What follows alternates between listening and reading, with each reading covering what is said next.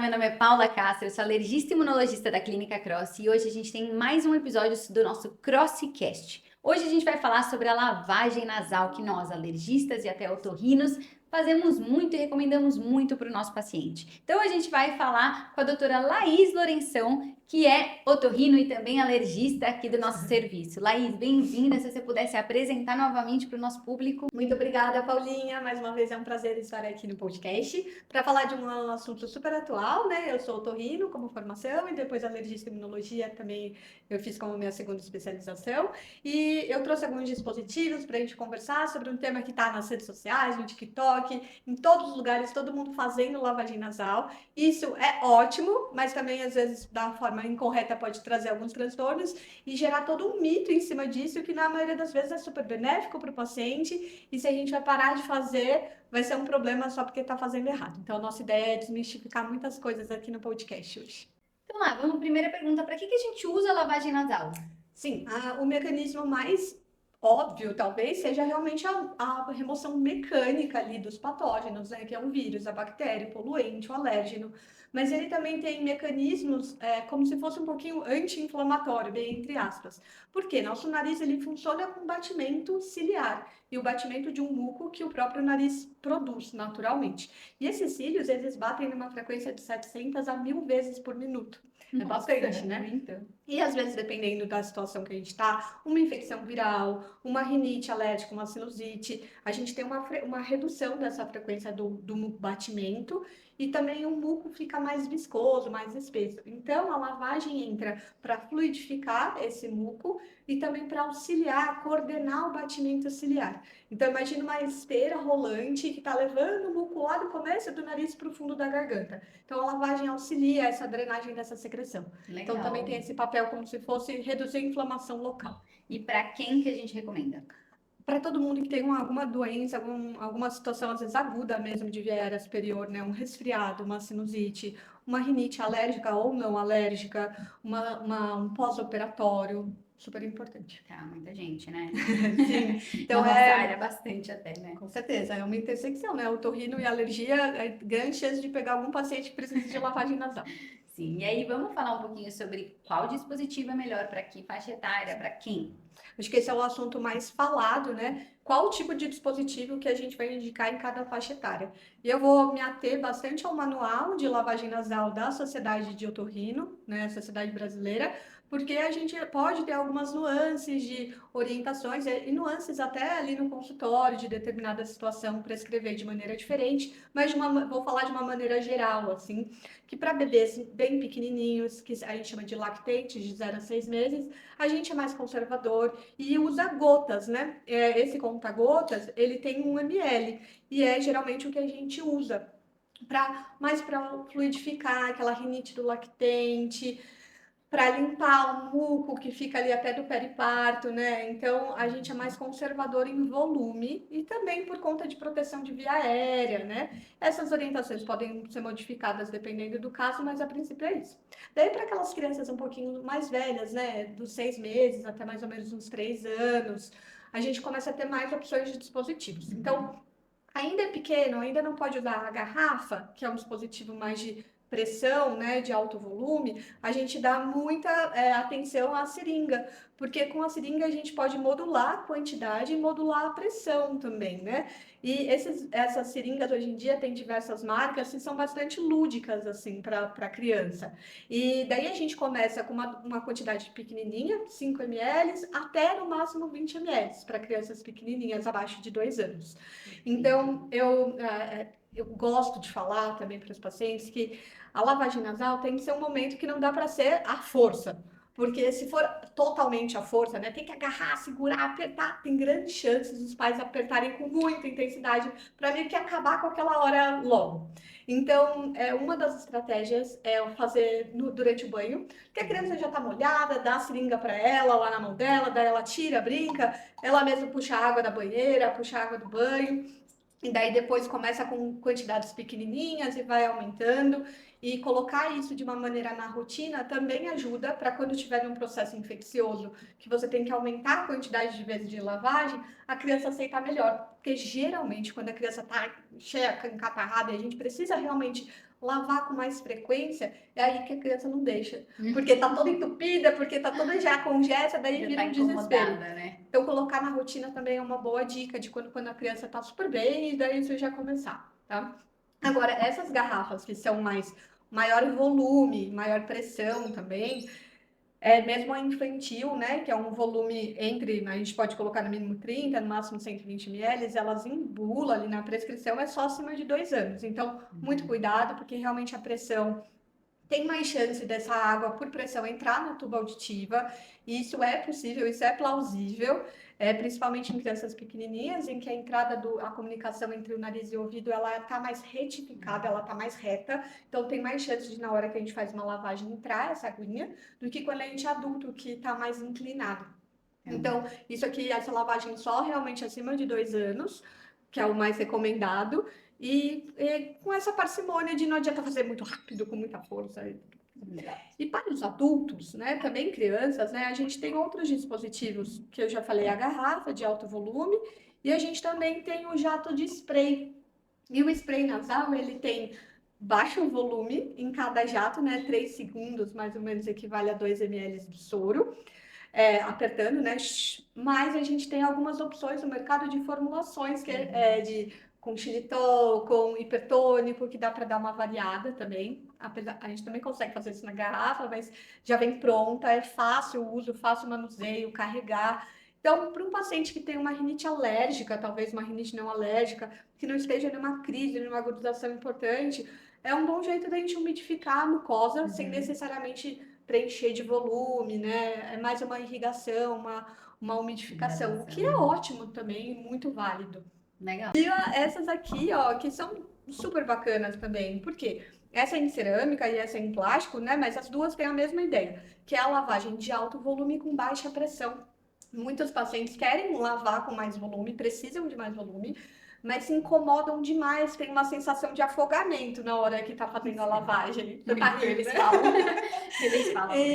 Então, essas aqui são bacanas porque elas são mais gentis, assim, na forma de lavar. Então, a gente inclina a cabeça, coloca o loto aqui encostado em uma narina, veda bem a narina e vai entrar por uma narina e sair pela outra. Então, Não precisa apertar nada. não precisa apertar nada, então já tem uma quantidade controlada pelo próprio fracionamento aqui do bico. Então, é uma alternativa para aqueles pacientes que são muito sensíveis assim a esse jato, mesmo fazendo com baixa pressão. Entendi. E a outra coisa que eu trouxe aqui é um aspirador nasal, porque nessas criancinhas pequenininhas, às vezes a gente coloca um volume de soro ali no conta-gotas ou numa seringa e a criança não consegue assoar, não consegue eliminar. Então, esses aspiradores são legais depois da lavagem, que a gente encaixa aqui na narina e suga. Podem ficar tranquilos que não tem nenhum contato. Tem um filtro que a melequinha não entra em contato com a boca. Mas a gente tem algumas opções eletrônicas também, que você aperta e suga sem a necessidade da boca. Mas a minha experiência até é um pouco do consultório, um pouco pessoal também, é que esses eletrônicos são mais fortes, então a criança se debate um pouquinho mais. Mas o importante é limpar. Legal. E você falou lá das otites, e é algo que realmente os pacientes trazem muito isso, né? Ai, meu filho, toda vez que eu faço, ou algumas vezes que eu faço, Queixa de dor. fica com dor no ouvido, né? Sim. E às vezes vira uma otite. O que a gente pode orientar melhor? Ou o que a gente deve fazer nesses casos? A gente primeiro tem que ouvir o paciente, que realmente não é normal ter dor durante a lavagem. Se está tendo dor, a gente tem que checar essa técnica para ver se está fazendo de alguma maneira incorreta, a pressão muito forte. Em crianças, a gente tem que checar essa tuba auditiva, dar uma olhada ali, às vezes, através daquele exame que é a nasofibroscopia, é uma adenoide muito aumentada que está obstruindo a tuba, talvez a pressão incomode muito essa criança, tem a própria sensibilidade, né? Mas a gente tem que ouvir, falar, tá tendo dor? Não, então para. Muitas vezes a gente faz consultas ali no WhatsApp, a pessoa fala, então calma, não pode parar de fazer, vamos mudar o dispositivo, vamos para um com mais baixa pressão e a gente checa tudo isso. Avaliando de caso a caso, né? Porque realmente pode ter. Realmente, assim... Criança, você falou que mais até, né? Criança, por conta dessa tuba que está mais reta. A tuba é a comunicação entre o nariz e o ouvido, né? Então, quando criancinha tem mais chance, ela é mais curta e mais horizontal. para entrar líquido nesse ouvido e também porque a criança se debate muitas vezes. Então, Você não vai fazer a querendo ou não, a técnica técnica não correta, né? fica super incrível, né? Então, a gente tem que estar atento nesses sinais, né? Legal. E lá, além Hum, de múltiplos dispositivos, a gente também tem o tipo do soro que a gente usa, né? A gente tem o hum. soro fisiológico, o soro hipertônico, com xilitol.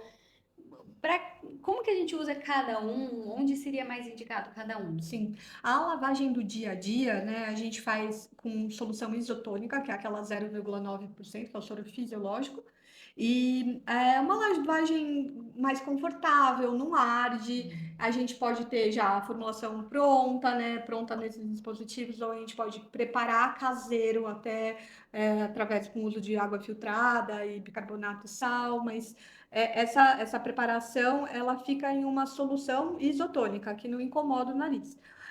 Existem soluções hipertônicas, que são de 2 a 3%, e também a gente pode ter solução já pronta, sim, hipertônica, ou a gente pode fazer essas preparações a alto volume, dobrando a dose do sachê em determinada ocasião. E daí ele ajuda muito na congestão, porque imagina que você está colocando alguma coisa mais salgada no nariz. Então Uhum. ele vai puxar a água do tecido. Então ele murcha ali. Então ele ajuda muito na congestão, um resfriado que está muito congesto, uma gestante que tem exibição gravídica, né? Hum, Então ajuda muito, mas ele irrita mais.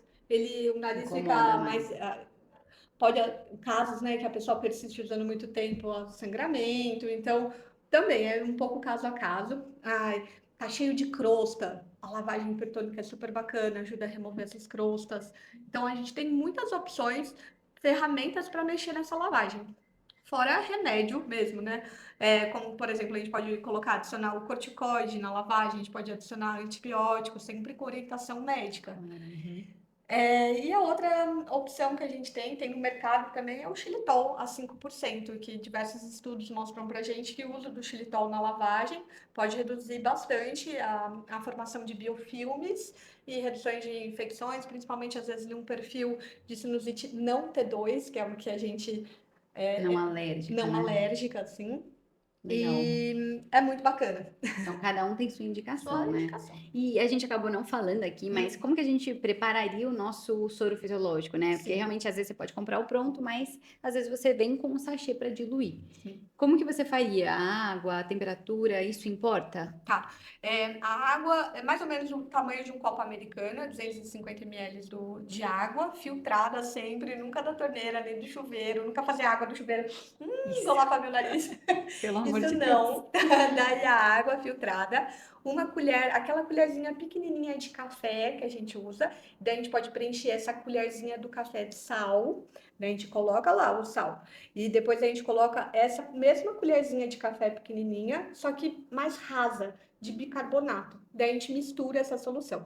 Quando a água tá gelada, aí a gente não pode usar. Então, é um dia frio, que a própria água filtrada sai gelada, vai irritar a mucosa, não vai ser Vai legal. ser pior, né? Mas existem estudos que viram a água morna, a água, a temperatura ambiente, vai mudar, vai amolecer melhor, vai lavar melhor, tanto faz, tá? O que funciona mais, às vezes para diluir, assim, a água estar numa temperatura menos gelada, dilui mais fácil.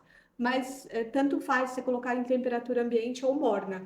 Para criança, eu costumo pedir para aquecer um pouco, Hum. porque principalmente quando eu falo para fazer no banho, porque no banho já tá aquela aguinha quentinha, daí vem com aquele soro, mesmo em temperatura ambiente, é mais quente do que a água do banho. E daí a criança fica assustada que vem uma água, entre aspas, gelada, né? Uhum. Então, quando eu peço para fazer no banho, para a criança, eu peço para aquecer a água. Entendi, legal, lá, muito, muito legal. Eu queria trazer também algumas coisas que a gente tem de mitos na lavagem nasal, mitos e verdades, no caso, né, na lavagem nasal. Então, a Tá. gente, não só na lavagem, mas nessa área de rinossinusites, né, a sinusite sempre deve ser tratada com antibiótico.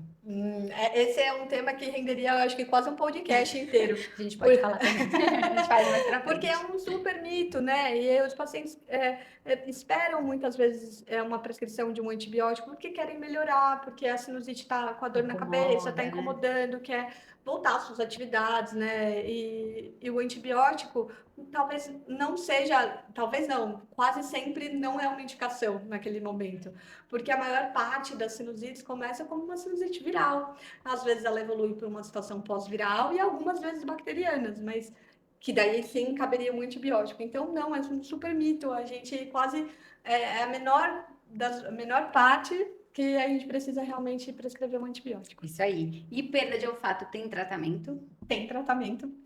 Ela já me perguntou porque ela sabe que eu adoro esse tema, né? E, inclusive, é super correlato com isso que eu tô falando, porque um estudo bem grandão na época do Covid pegou pessoas que tinham perda do olfato e fizeram treinamento olfatório, que é aquela fisioterapia para o olfato, e lavaram o nariz com corticoide diluído. A turma que fez lavagem nasal com a medicação e o treinamento teve muita superioridade em quem só fez o treinamento. Então, sim, tem diversos estudos que mostram que indicado, né, para determinada situação, a lavagem nasal pode ser muito benéfica. Poxa, legal. E se você não ouviu o nosso podcast sobre olfato, a gente já fez, volta um pouquinho lá atrás e dá uma olhada nesse tema que é super interessante. Sim. O Covid aí trouxe mais à Sim. tona, né? E a gente conversou sobre isso já. E criança com muita infecção nasal, os pais veem bastante, né? Ah, entrou na escolinha, tá cheio de infecção. Pode significar, na verdade, uma rinite? Pode muito, né? Pode.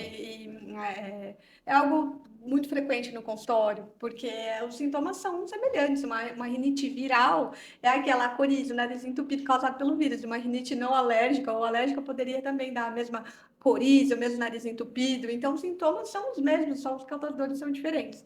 Então, às vezes, eles estão sobrepostos e a nossa missão aqui é tratar e identificar qual fator está mais prevalente ali. Isso aí, às vezes eles vêm achando que tem algum problema na imunidade, Sim. né? E, na verdade, é uma rinite. A Exato. maioria das vezes a gente vê que, na verdade, é uma rinite, né? Uma alergia nasal. E essa é a nossa alegria, né? Ainda bem que não há problema imunológico. Sim. E esse aqui você vai gostar. Usar cotonete é prejudicial? Nossa, o cotonete pode deixar lá só para tirar maquiagem, assim, ó. Só para que mais que dá para usar cotonete? Limpar o umbigo do bebê, que mais? Olha só, o resto realmente é só para empurrar a cera lá para dentro e ganhar uma visita no otorrino para ter que lavar essa cera depois. Porque o nosso ouvido, também tem esses cílios que eu expliquei, e ele também produz a cera, que é um lubrificante do ouvido, e essa cera vai sendo trazida para a parte externa. Então, tem pessoas que veem a cera aqui fora, mas eu produzo muita cera, ótimo, ela tá limpando, tá saindo mesmo. Então, o jeito mais correto seria a gente no banho ali pegar a toalha e limpar o ouvido, tá? E vale aqui a menção, também a gente não precisa lavar o ouvido, nada disso, ele realmente é autolimpante. E daí, claro, tem aqueles casos de gente que produz muita cera ou que tem alguma dermatite na pele do ouvido, e daí também são casos à parte. Mas a princípio, sem cotonetes. Isso aí, até porque pode machucar Com também, né? certeza. Na hora de colocar, Sem às dúvida. vezes atinge, né? A membrana machuca. A membrana, né, causaria bastante dor, machuca. Eu já vi vários, assim, hematoma ali na membrana. Mas às vezes até uma otite externa, porque a pele fricciona tanto a pele que vira uma porta de entrada para a bactéria e fica com dorzinha, secreção no ouvido por conta do próprio uso do cotonete. Poxa, então se precisarem, procurem um especialista. Estou à disposição. Não usem cotonete aí sem todo mundo. Aliás, não usem, né? Não usa, Desculpa. só deixa para maquiagem mesmo. Então é isso, gente. Lá, você gostaria de dar mais uma mensagem para todo mundo? Meu Deus, essa foi pegando de surpresa. Uma mensagem final. Pessoal, eu acho que a minha mensagem final é que quando é um tema que é falado com muita frequência, traz seus benefícios e seus malefícios. Os benefícios é ótimo, as pessoas estão conhecendo mais sobre lavagem nasal, estão falando sobre isso, a gente atinge mais pessoas informadas, querendo saber melhor. Mas também geram muitos mitos que acabam atrasando um tratamento. É muito comum a gente receber pacientes que estão com muito medo de causar otite, então deixam de lavar, e daí isso vira um retrocesso no tratamento. Então, em qualquer dúvida, encontre um profissional que você confie para checar qual é o melhor produto, qual é a melhor técnica, para isso ser feito. E não ser feito da maneira errada e dizer que não funciona ou que piorou a otite e tudo mais. Excelente, Lá. Muito obrigada de novo pela sua participação. Você falou aqui da rinocinusite, que eu acho que é um tema que a gente já vai trazer, aqui para vocês. Gente, se vocês gostaram do nosso conteúdo, curtam, compartilhem, mostrem para quem vocês acham que vai se interessar também. E é isso, muito obrigada. Obrigada.